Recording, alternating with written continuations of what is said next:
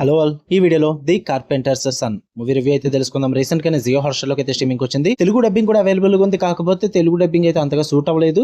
నాకైతే డబ్బింగ్ అయితే వర్కౌట్ అవ్వలేదు. మూవీ రన్ టైం అయితే 1 అవర్ 26 మినిట్స్ అయితే ఉంటుంది. ఇక స్టోరీ ప్లాట్ విషయానికి వచ్చేస్తే ఇది రోమన్ ఎరా ఈజిప్ట్ లో అయితే జరుగుతుంది భయ్య. ఇందులో స్టోరీ వచ్చేసి మీకు జీసస్ క్రైస్ట్ యొక్క టీనేజ్ స్టోరీని అయితే చూపిస్తుంటారు అన్నమాట. కాకపోతే అందులో క్యారెక్టర్స్ నేమ్స్ అయితే యూజ్ చేయరు. వీళ్ళకి మెయిన్ లీడ్ ఫాదర్ క్యారెక్టర్ లోనేమో ది కార్పెంటర్ ని యూజ్ చేస్తారు. ఆయన జీసస్ ఫాదర్ కింద, అదే నికోలస్ కేజ్ గారు. అండ్ వైఫ్ క్యారెక్టర్ మేరీకి పేరు మాత్రం ఏముండదు, ది మదర్ అని ఉంటుంది. సన్నకు కూడా ది సన్ అని ఉంటుంది. సో ఈ ఫ్యామిలీ అంతా కూడా రోమన్ ఎరా ఈజిప్ట్ లో అయితే బతుకుతుంటారు. కాకపోతే వాళ్ళ ఫ్యామిలీని ఈవిల్ ఫోర్సెస్ అయితే టార్గెట్ చేస్తాయి అనమాట. అసలు అలా ఎందుకు జరిగింది, అసలు జీసస్ టీనేజ్ లైఫ్ లో ఏం జరిగింది, వీటి చుట్టూ నడుస్తుంది ఈ స్టోరీ అన్నది. మరి నాకు ఎలా అనిపించింది అంటే, నాకైతే వర్కౌట్ అవ్వలేదు భయ్య, నాకైతే నచ్చలేదు. పాజిటివ్స్ ఏమైనా ఉన్నాయంటే ఈ మూవీలో మెచ్చుకోవాల్సింది ఒకటి ఉంది, దీని కోర్ ఐడియా అని చెప్పొచ్చు. అండ్ విజువల్స్ కూడా బాగుంటాయి. జీసస్ చైల్డ్హుడ్ డేస్ ని, తనలో ఉన్న పవర్స్ ని అర్థం చేసుకునే ఆ coming of age super natural thriller గా చూపించడం అనేది అది చాలా ఫ్రెష్ గా అనిపిస్తుంది, డేరింగ్ అనిపించింది నాకైతే.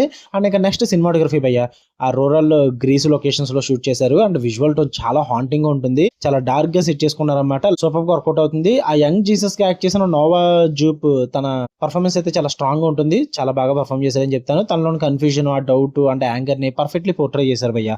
ఇవే బాగున్నాయి. ఇంకా విజువల్స్ కూడా బాగానే ఉంటాయి. నెగిటివ్స్ విషయానికి వచ్చేస్తే first of all Nicolas Cage గురించి మాట్లాడతారు. ఆయన మంచి యాక్టరే, కానీ ఈ జోసెఫ్ క్యారెక్టర్ కి అస్సలు సెట్ అవ్వలేదు భయ్య.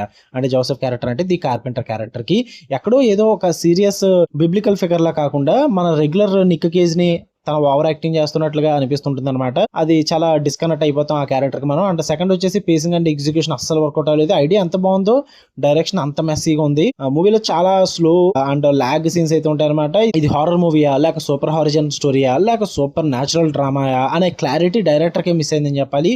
హారర్ ఎలిమెంట్స్ ఉన్నా కూడా అస్సలు భయపెట్టవు. క్లైమాక్స్ కి వచ్చేసరికి ఒక మంచి పే ఆఫ్ లేక ఫుల్ మూవీ అంతా కూడా డల్ గా ఎండ్ అవుతుంది. నాకైతే స్టార్టింగ్ నుంచి ఎండింగ్ వరకు కూడా మూవీ బోరింగ్ అని అనిపించింది. అండ్ ఆ టేక్ అన్నది నాకు అంతగా నచ్చలేదు. సో ఫైనల్ గా చెప్పాలంటే ది కార్పెంటర్స్ సన్ ఒక బ్రిలియంట్ ఐడియా, కానీ ఎగ్జిక్యూషన్ లో బాగా దెబ్బతిన్నది. ఈ కాన్సెప్ట్ రేర్ కాబట్టి ఒక dark and different mythological take కోసం జస్ట్ ఒకసారి చూడొచ్చు, కానీ పెద్ద ఎక్స్పెక్టేషన్స్ పెట్టుకోకండి. హారర్ ఫ్యాన్స్ కూడా ఇది పెద్దగా క్లిక్ అవ్వదు. ఓకే, మీరు చూద్దాం అనుకుంటే ట్రై చేయండి. ఫ్యామిలీతో చూడొద్దు భయ్య. అంటే లైక్ బోల్డ్ కంటెంట్ అని కాదు, కానీ అడల్ట్ కంటెంట్ ఎక్కువగా ఉంటుంది, కొన్ని చోట్ల ఇబ్బంది పడతారు. సో ఇండివిజువల్ గా చూడండి. ఓకే, మీకు కన్నా వీడియో నచ్చితే లైక్ చేయండి, షేర్ చేయండి, మీ ఒపీనియన్స్ కూడా కామెంట్ చేయండి. ఛానల్ని ఖచ్చితంగా సబ్స్క్రైబ్ చేసుకోండి. మరిన్ని interesting movies reviews and suggestions కూడా వస్తుంటాయి ఛానల్లో. సో మిస్ అవ్వకండి. Love you all, by.